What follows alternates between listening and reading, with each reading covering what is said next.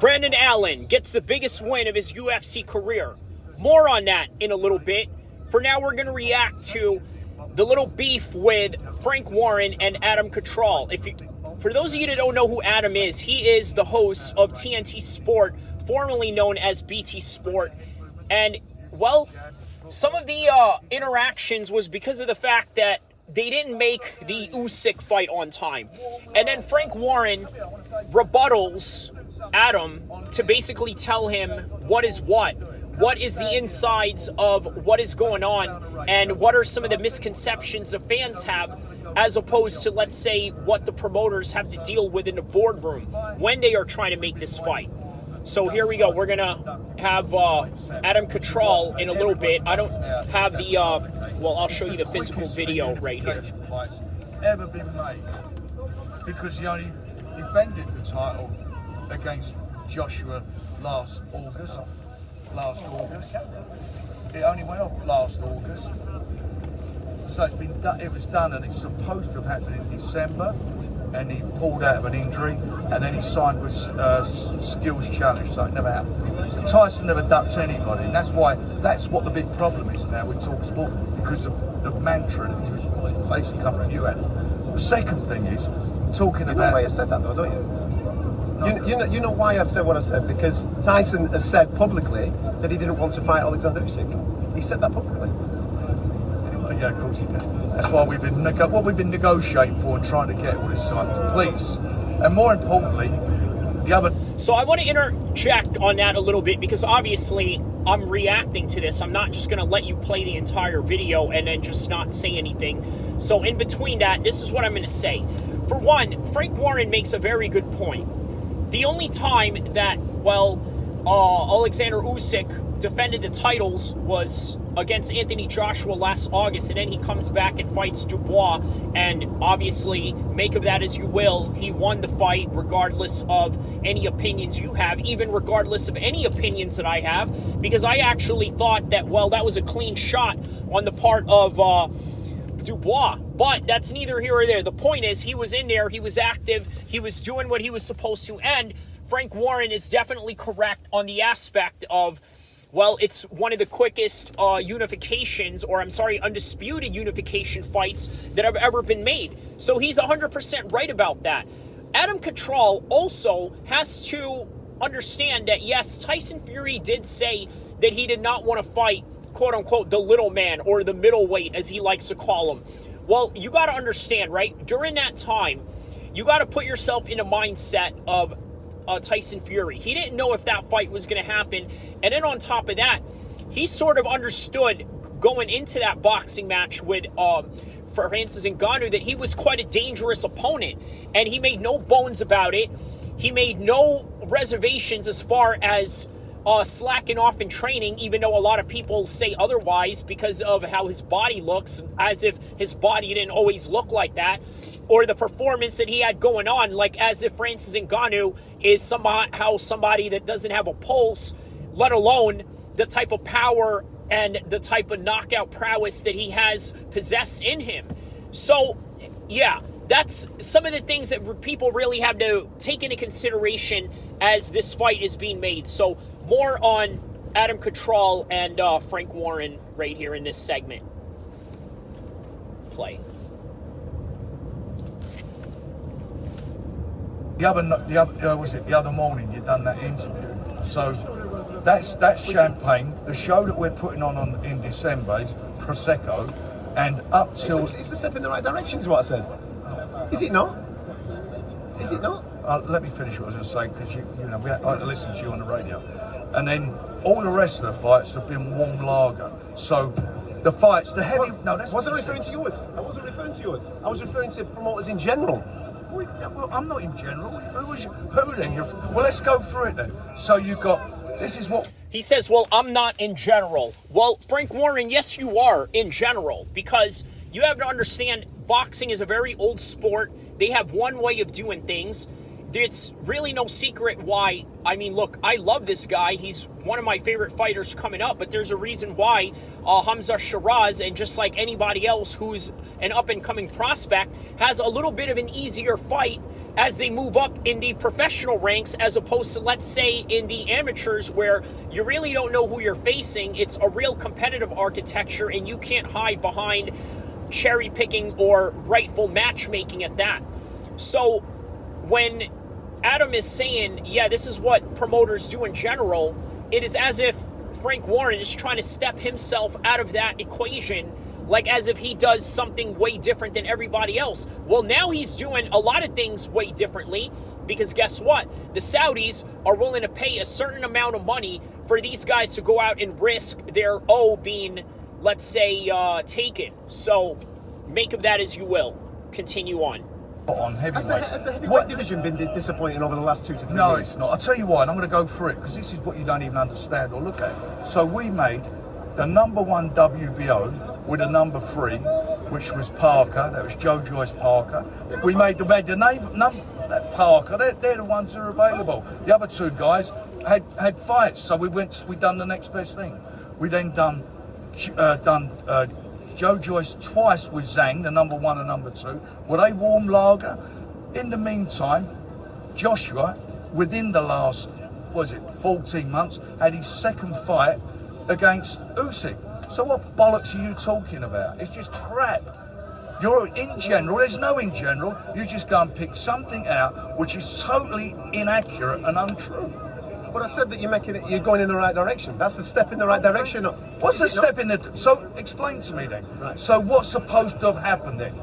What was supposed to have happened since last August? What were these guys all supposed to do? Not the number 1 and number 2 and number 3's not fight each other? Because that's what they did, isn't it, or not? We made the next best fights to be made. Then you've got the other fights there, which the other fight that everybody's been trying to make, we've made. We've made that happen. And it's us who forced it. The reason it didn't happen is because Usyk signed with Skills Challenge, who never made an offer, never put a penny up, never had a venue to put it on or anything. And that's a fact of life. And as soon as that contract expired, we done the deal. So it's bollocks. And that's so frustrating and annoying. And you to go on the radio and just generalise warm lager. Do me a favour. That's not what I've called this show, though. I've not called this show coming up that. I know you didn't know. You said what's been going on as warm lager. You referred to the heavyweight division. That's what you said. I listened to it. So I don't get where you're at. So if the number 1 and the number 2 and the number 3 have all fought each other, and Joshua goes and defends his title against what's his name? Usyk has the rematch, and Tyson, by the way, has a fight. He's mandatory against Dillian White. What you said, Dillian White should be getting much more money than that. He's the number 1. He's been there for ages. He deserved to get more money. That's what you did. Yeah, I'm not denying that. So why would he get more money if it's a warm Why are we going back to last April? Sorry? Why are we going all the way back to last April? We're talking about... Because that's what you said. You said up to that it's all been warm lager. That's not my words, they're your words. But I want the best guys to fight the best guys, right? Well, didn't the best guys fight the best? All right, so fair enough on Adam, right? I'm going to continue on, but I'm going to interject from here on this point, right, and then play it again. So Adam, he has a point on certain things, but Frank Warren also has a point. And by the way, this is one of the reasons why I'm considered a communications expert, not just by paper, but also by the reality of how I break down, let's say, conflicts within the mixed martial arts and boxing world. So again, when it comes to communication and miscommunications, you have to understand that one person has a certain view that the other person is not seeing. And what exactly is that? Well, here's the thing that a lot of the casual fans don't see. What they don't see is the fact that a lot of these guys have a schedule, right? Or if they're already scheduled, it's going to be very difficult to schedule their next 2 fights, let alone their next one, while they're already contracted and getting ready for a current one in the present moment of time. So therefore, they are just trying to do their best to get people signed up. And yes, in the past, there have been problems with a lot of ducking. There have been problems with people, let's say, not taking the fights that they should have, or maybe even injuries, or perhaps any type of excuses that they want to make when one fight doesn't happen to the other. Now, to Frank Warren's credit, you have to understand, he does make a good point that they made the best fights that they could. Even before the Saudis went into the world of boxing, they were already making the best boxing matches from around maybe 21, 22, and now to 23. Now the Saudis just came in there and literally solidified the entire thing, where they can make super cards like this with a day of reckoning in December 23rd, but they can also bring in the big fights such as Usyk and Tyson Fury, which, by the way, will probably have a lackluster undercard, because a big matchup like that is just going to have a lackluster undercard, at least traditionally for the most part.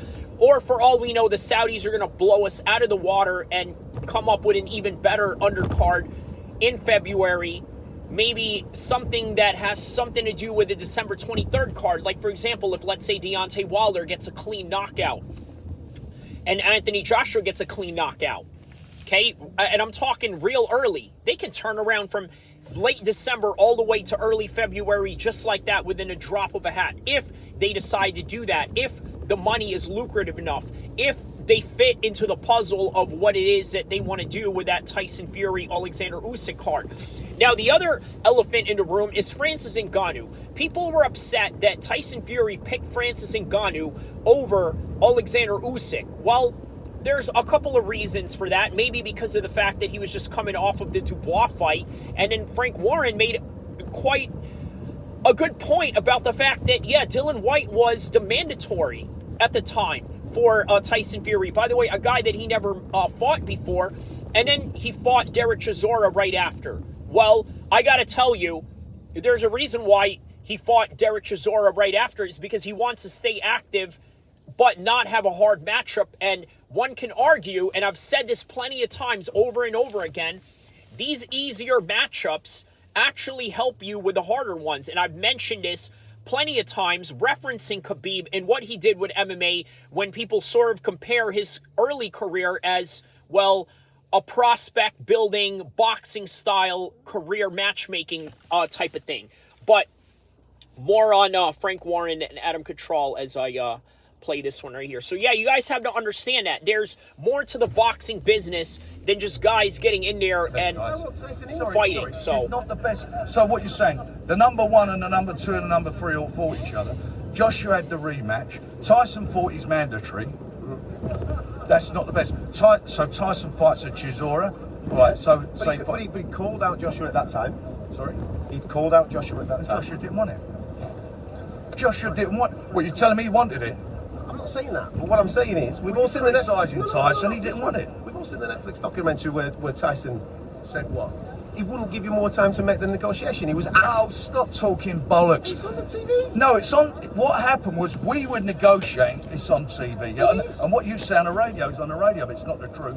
What happened was the fight was being negotiated. He said he wanted it. Categorically said he wanted it. He gave him 60-40, and then in the January they pulled out of the fight. You know why they pulled out? Because he didn't have a trainer, and he didn't. And they said he didn't want it. Frank Smith, in an interview on I think it's on IFL, did he not say that? Yes, he did. That's what he said. And then we offered it again to him, and they didn't want it. In writing. So don't keep digging Tyson Fury out, because it's a liberty what you do with him. It's a disgrace you keep having a go at him the way you do. I think it's disrespectful to him. It's like the fight he was going to have against your UFC guy, who you don't like the UFC guy, because the UFC... He don't fight for him anymore. That was going to be just a nothing thing. Weren't that for the fans a good fight? It was entertaining, yeah. It's a good fight. Yeah, I don't think Frank Warren knows Adam is a UFC guy. I don't think he knows he covers UFC anyways. Right, I think, that's that wrapped up on that section. Let's just talk about Nick Ball. We can't not talk about Nick Ball. Unbelievable tonight, fight with Isaac Dogboe. It was composed. So yeah, after that, Frank Warren just goes on and talks about other fights that are irrelevant to the subject that we're talking about. But yeah, either way, so yeah, I think Adam Cattrall got a little bit of a lesson there in terms of what is going on in the inside. Look, here's something we have to understand as content creators, media personnels, and YouTubers on the MMA and boxing space. We're not always going to know what the promoters are doing behind the scenes. Now, can we judge by what is the apparent? In the Muslim community, it's a common phrase that we use. We judge by what is the apparent. In other words, yes, it sounds judgmental, but sometimes you got to call a spade a spade. In other words, you got to call haram what is haram. And if it's haram and it's right in front of you, well, you can't say, well, I'm just doing it because I have some secret diabolical plan that's going to somehow uplift the Muslim Ummah from whatever shambles are going through in the current moment of time, so I'm going to play this role of committing haram for the sake of doing the greater good or this and that. Yeah, no. We judge by what is the apparent, right? So at times you cannot judge a content creator or a media combat sports personnel to go into, well, this is what he said. He said that he is a middleweight. He said that he doesn't want to fight him. He said that in a Netflix documentary that he did not want to go through with this fight because of one reason or another. And then on top of that, well, Frank Warren sort of fires back at him and says something to the effect of, well, you know, you say a lot of things on radio either, but how is that true or how is that not true? Now, let me decipher that part. The fact of the matter is, with that particular aspect, you got to understand that when a content creator or a media personnel is talking about fights or they're talking about negotiations, or let's say in Ariel Helwani's case, where he dropped a news that he wasn't supposed to regarding Brock Lesnar participating in UFC 200. Okay, that right there is one of those situations where maybe you spoke out too soon, maybe they didn't want you to know, or maybe you just have the wrong information and Brock Lesnar was never going to fight in UFC 200, which obviously Ariel Helwani was correct on that, but the UFC was sort of angry back in 2016 that he went and revealed the news before anybody else because they had a video package that they had going on. They had a plan going on behind the scenes. And guess what? The media people are just not going to be in the know of their plans and the strategy that is involved in these promoting matters. So this is one of the ways that we have to really understand objectively that maybe we don't know everything. And maybe we don't understand the long-term goal. By the way, check out my latest video that I did prior to this one. It's called The Saudis' Long-Term Plan for Boxing and MMA. I go into details about what they're trying to do, why they have these certain matchups, as opposed to, let's say, just shooting from the hip and having AJ fight Deontay Wilder. I go into details about that. Check that out if you guys have the time. It's right on the video section of this channel. But nonetheless, that's one of the main theses that you have to understand with this reaction to the video that I played with you guys, is that there are certain situations that are being planned up ahead and they're not going to reveal it for one reason or another. Obviously, for that same situation that I mentioned with Ariel Helwani, why didn't the UFC want him to reveal that? Well, because they were going to have a video package for UFC 199, the pay-per-view prior to UFC 200, and promote the fact that Brock Lesnar is going to be in that card taking on Mark Hunt, which obviously led into the current lawsuit that Mark Hunt has going on with the UFC right now, only for Mark Hunt to lose. But yeah, that's neither here or there. So either way, you got to understand that whatever they have planned, they're not going to let you know, but it's just obvious you're always just going to speak on what is the apparent or what it is that you were told, but maybe sometimes what you know isn't what is really going on. And that's one of the most important things to understand when it comes to combat sports, media, and everything in between. So now let's go into the main event, which was the main event last night. Brendan Allen taking on Paul Craig. Now, I really had high hopes for Paul Craig in this one, specifically because of the fact that he's a submission artist, great grappler, moving down a weight class. Was really excited to see how it would unfold for him fighting in this lower weight class and how it would affect him as, let's say, the much heavier grappler.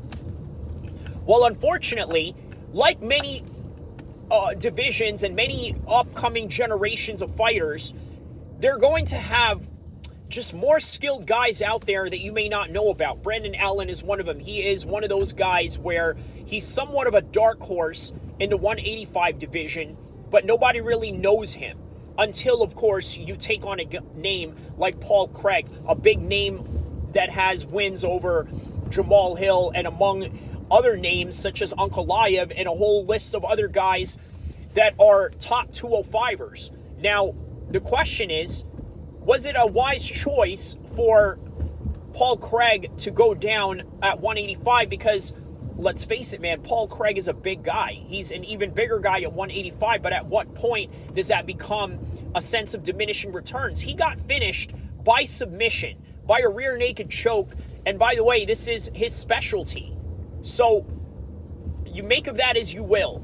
Now, this is one of those situations where you can't take away from Brendan Allen, but you also can't help but criticize whatever it is that Paul Craig has going on into why he wasn't able to pull the trigger that night. Is it just Brendan Allen is really that good? Or is it that, well, Paul Craig is in the wrong weight class, wrong division, and in a place that he really doesn't belong, but tries to fit in, and this is the result of it? You never know. Only now you can speculate, just like everything that we talked about with speculating all the things that goes on in the world of combat sports and its inner business and the insides of their business and what it is that they do behind closed doors in a boardroom, right? We can't speculate straight away. We have to let it play out. Not only let it play out, but we also have to allow certain situations to come about, like, for example, allowing the Usyk and Dubois fight to play out, allowing the Francis Ngannou and Tyson Fury fight to play out for us to have this unification undisputed championship fight. Well, now it's the same thing with Paul Craig and Brendan Allen. We don't know if Brendan Allen is really this good, although there is strong indication to lean towards that direction based on his recent performance with Paul Craig. But we also don't know if this is just a matter of Paul Craig being diminished at a weight class that, for now, we can speculate he doesn't really belong in. So, by the end of this video, please don't forget to like and subscribe, because I want to give you the most objective takes possible when it comes to combat sports. I don't want to pretend to know things when I don't know things. But if I do know things and I have a definitive evidence that doesn't say otherwise, I'm going to say it and scream it to the high skies and let you know that this is the truth and this is what I found. But if I don't know, I'm going to genuinely ask, is it because Brendan Allen is just so good and Paul Craig is not on his level, or is it that Paul Craig had some sort of diminishing returns and Brendan Allen was just at the right place at the right time, or maybe a combination of these things? In the world of professional sports and in life in general, there are so many nuances that we forget to take a look at in order to understand the full spectrum of a story. If you want to continue doing that, you're going to continuously get wrong information. You're going to run with information that you think you know, only to come up short and look, well, really unintelligent and foolish.